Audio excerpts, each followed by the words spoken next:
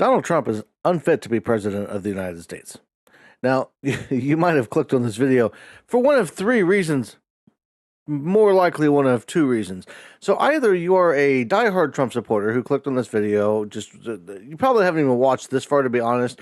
You probably clicked on it, paused it, went down to the comment section to leave an angry comment about how pissed off you are that I would dare say anything about your beloved leader. Or you are anti-Trump / pro Kamala Harris, and you're either voting for her or against him, one of the two, and you are clicking on and watching everything you can that is anti-Trump. Those are the most likely two reasons that you clicked on this video. Now, a very, very slim minority of people are undecided, truly undecided. Now, how you can be undecided in 2024 in this election cycle, I don't quite understand completely. The only thing I can really think of is that you just don't really know much about Donald Trump somehow. Maybe you've avoided him, maybe you've ignored it, yeah, you haven't paid attention in the last 8 years, 8 years plus, because he's been in this public spotlight for a long, long time. But if you are one of those undecided voters, this video is actually for you, because I'm going after some things that people just, I feel like they don't get talked about enough when it comes to Donald Trump. And a couple of caveats to this is I'm not posting any links to any kind of sources or anything like that, because I honestly believe that if you doubt any of these claims, you're probably not going to click on any of my links, because you'll find a reason. You'll say, "Oh, this site is biased," or "they hate Trump," or blah blah blah. It won't matter, right?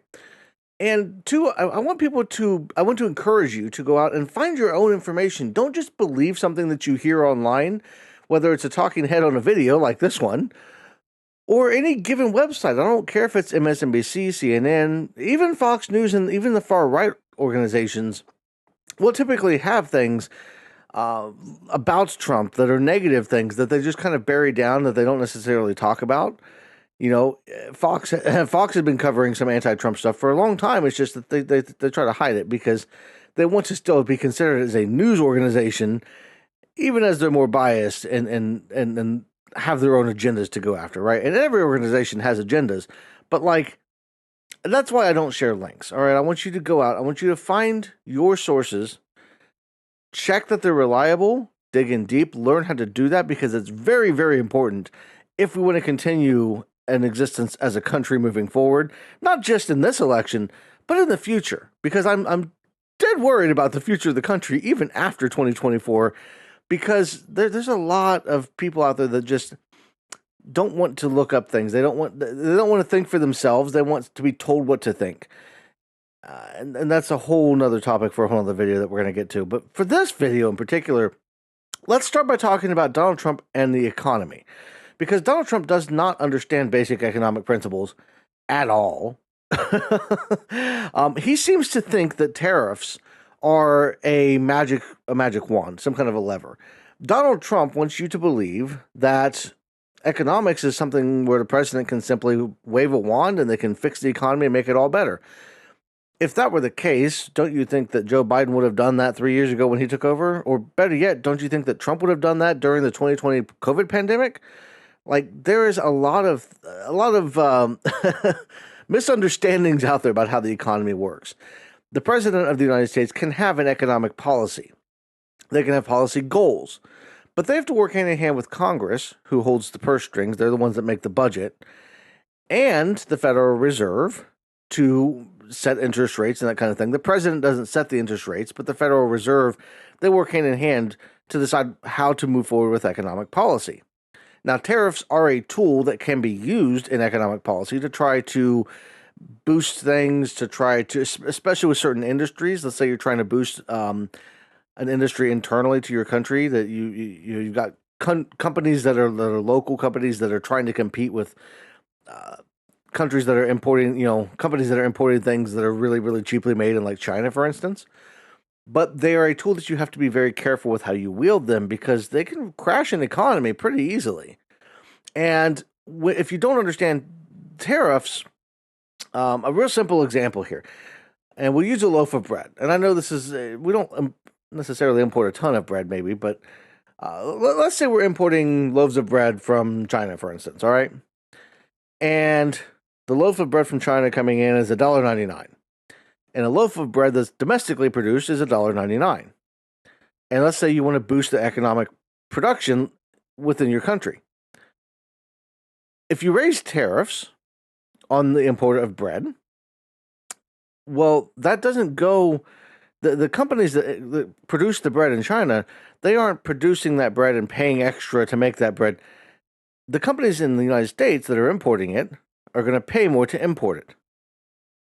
And let's say because of that they raise their prices. Let's say it's a huge jump, 25, 30% increase. And now you're looking at $2.50 a loaf of bread.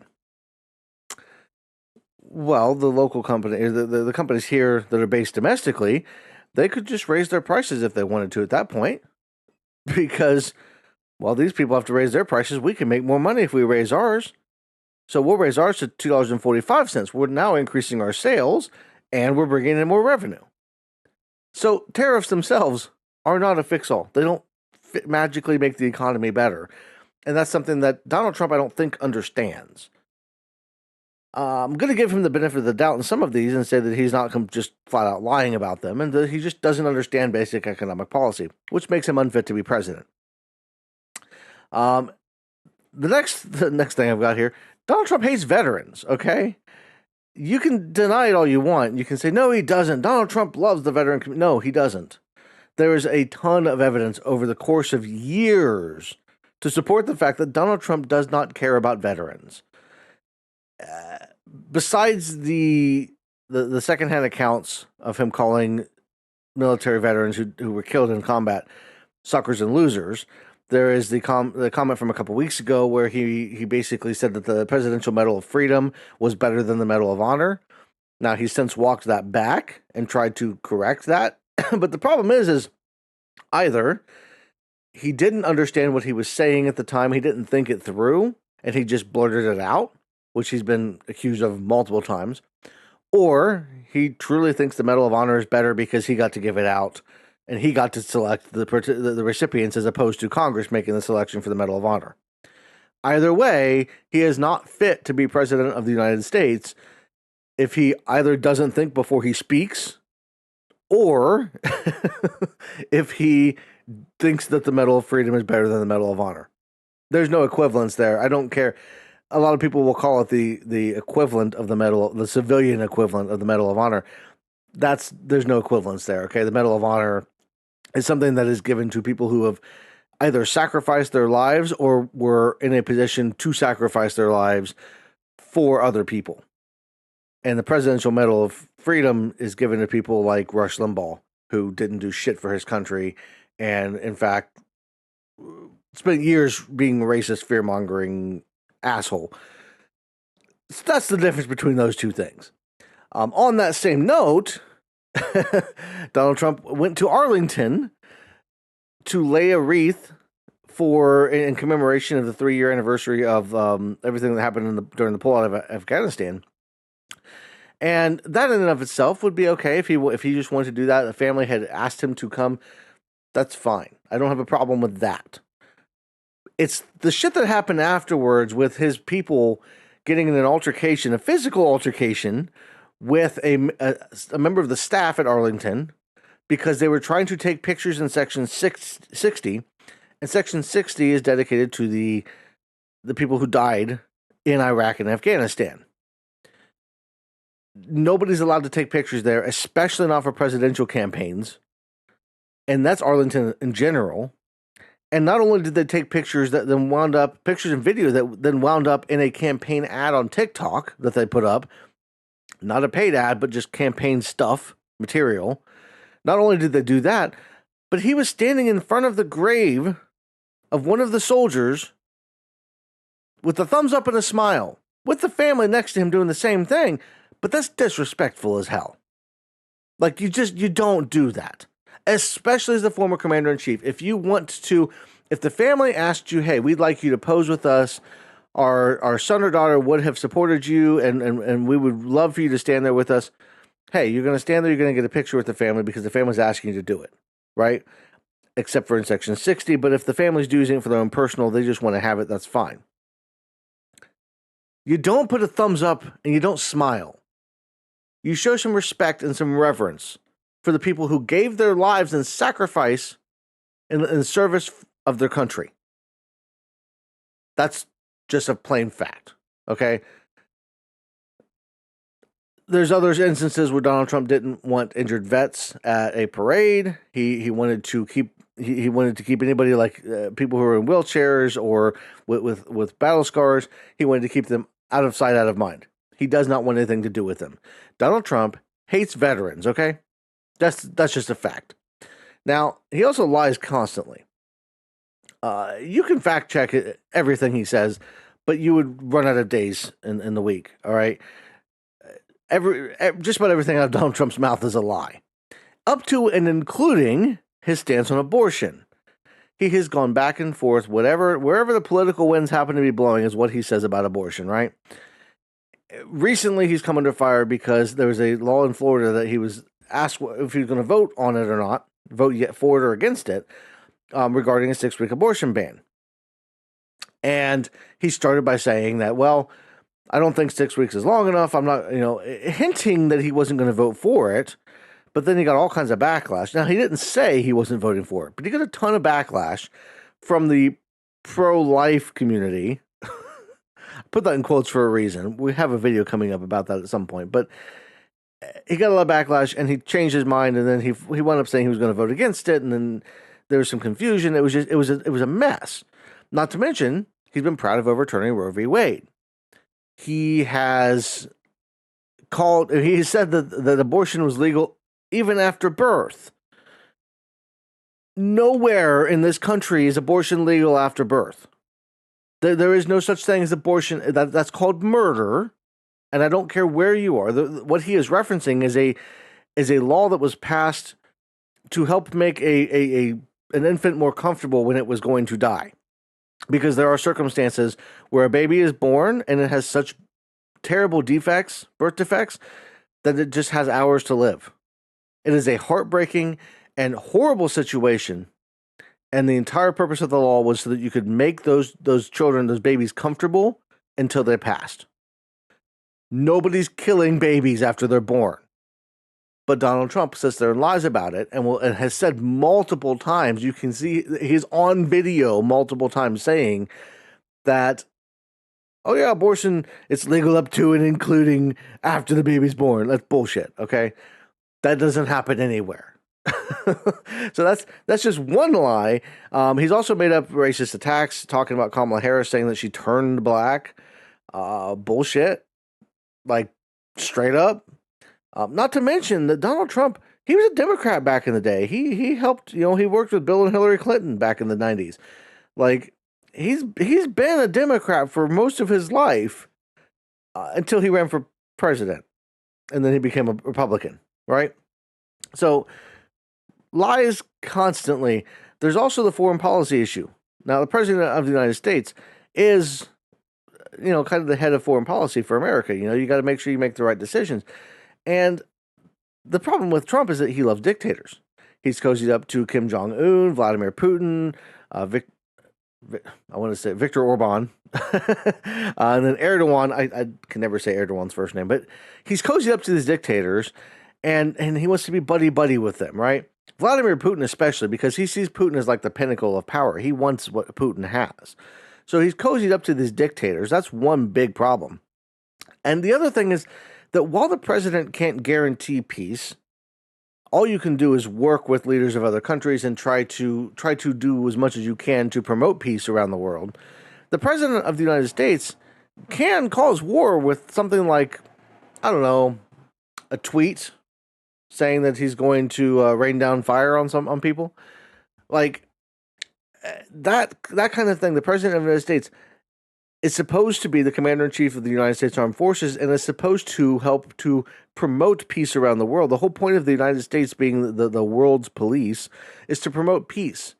It's to work with countries around the world and just try to ensure that, because when the world is stable, when the world is peaceful, our economy is better, everything is better for the United States as a whole. We don't have to worry about other countries. The last time we went isolationist, World War II broke out and Hitler took over half of Europe.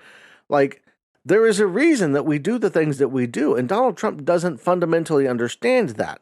When he talks about things like wanting to abandon NATO, when he talks about, with NATO in particular, he has it in his head that members of NATO are like paying into NATO, like a protection racket. When in fact, what's actually happening is that members of NATO have pledged to put a certain amount of their GDP, their gross domestic product, into defense so that they can be prepared in the event that one of the member countries is attacked. That's what it is. And Donald Trump does not seem to fundamentally understand that. So, he's unfit to be president because he doesn't understand how foreign policy works. And more on domestic policy, January 6, 2021. Like the shit that happened on January 6, 2021 with the insurrection, the fact that as president, let's say, given the benefit of the doubt, all right, we'll say that he wasn't intentionally trying to get a crowd riled up to go down to the Capitol and do horrible things. All right, well, we'll just say he wasn't intending to do that, okay? The fact that he did not understand that his actions could lead to that outcome, that holding a rally, that talking for months leading up to January 6th about how the election was stolen, how it was rigged, how we, all the shit he said and did leading up to January 6th, the fact that he did not understand the repercussions of his actions are enough to disqualify him. And that's even if he wasn't intentionally trying to get a crowd riled up to go down and do that, right? That in and of itself is disqualifying to be president of the United States. And then you look at all the indictments leading not only from that, but from when he tried to cover up the Stormy Daniels thing before he was elected in 2016. He has been 34 felony counts. He's been found guilty, and sentencing is potentially coming up in a couple of weeks here. But he has been indicted. He has also been found liable in several civil suits, including one where he was accused of raping E. Jean Carroll. So his legal trouble out the ass, and it's not for political reasons. They're not coming after him because of his stances, because he's Donald Trump. All right, they're coming after him because he committed these crimes. And you could argue that, okay, well, maybe there's some people out there that do similar things that get away with it. And yes, that's true. The justice system should be across the board the same for everyone. If you commit a crime, you should be held accountable, and especially when you are in power. If you have a position of power, you should be held accountable for committing those crimes while in power, on the way to getting power, whatever the situation may be. Across the board, the legal system should be the same. And yes, Donald Trump committed crimes. That is a fact.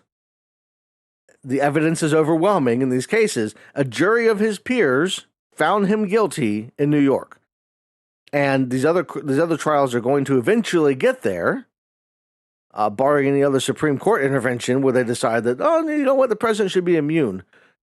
These things are going to get there. He will be found guilty, and that's why he's running for president, because he doesn't want to go to jail. And that makes him unfit for office on its own. So all of those things together, the economy, that he doesn't understand the economy, that he hates veterans. He's supposed to be the commander-in-chief, but he hates veterans. He lies constantly. He doesn't know shit about foreign policy, and the stuff that he does know is how to cozy up to dictators. And then the shit with January 6th and trying to overthrow the government, either intentionally or not intentionally, and all of the criminal charges that have come since he started, since he's been doing all of this stuff, because he was doing things illegal before. He got away with it, right? So all of that stuff added up makes him unfit to be president of the United States. And maybe you don't like Kamala Harris. Maybe you don't know Kamala Harris. There are Republicans who don't agree with her policies, that form this Republicans for Harris thing, that are supporting Harris because they know that Donald Trump will be an end to democracy. It's not exaggerating. It's not an exaggeration to say that Donald Trump, if he gets power again, he's not letting go. Project 2025 makes that very clear. As much as he tries to deny it, his people helped make it. Donald Trump is not fit to be president of the United States, and if he gets power again, he's not giving it back up. Even if you don't agree with Harris, get Harris elected, keep Trump from getting elected, and then once we get rid of this shit that's going on in the Republican Party right now with Donald Trump and all that extra shit, we can get back to arguing policy. You know, I love arguing policy with people. I love talking about, you know, we have the same end goal in mind, but we have different ideas of how to get there. And that is something we should be talking about all day long. That's what it used to be. Republicans and Democrats used to disagree on policy. How do we get here? We want to get here. How do we do it? And that's a disagreement that we can have all day long. But when it comes down to the very fundamentals of what makes this country great and what we need to be focusing on, and part of that is not becoming a dictatorship, we have to pick the person that is less likely to become a dictator. As sad as that is. And that might be somebody that you don't necessarily agree with everything on, and that's okay. You know, if the roles were reversed, hell, I hated the fact I was going to vote for Joe Biden because I'm not voting for Donald Trump under any circumstances. But I was calling Joe Biden out for all of the fact that he was older, the fact that he was making the decisions he'd been making with Israel and that kind of stuff. You can call out the person that you support, and you can disagree with them you're going to disagree with them on certain things, and that's okay. But that's where we need to get back to as a country, and Donald Trump is going to lead us backwards. And we need to go forward.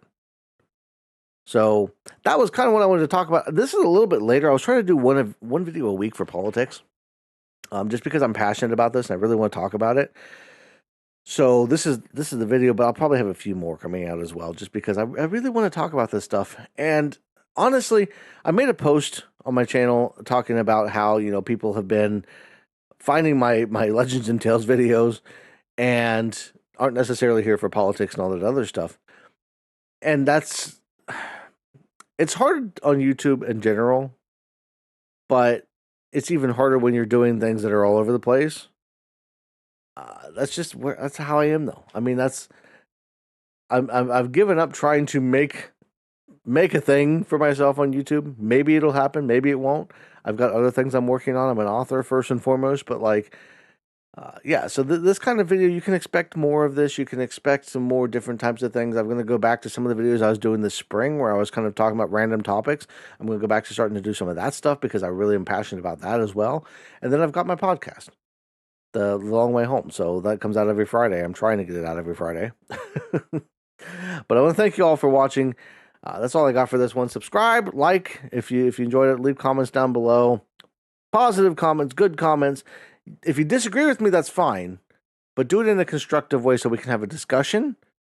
Because I've had to already remove multiple comments. If you just do ad hominem attacks, if you're being stupid, I'm going to remove your comment. I don't believe that kind of shit there's no place for that on YouTube. I know comment sections can be just a disaster, but I don't agree with that kind of stuff. So disagreements are fine. Tell me why you think I'm wrong, but do it in a constructive way so we can have a conversation. So thank you all for watching again. Everybody have a great rest of your day, and I will see you in the next one.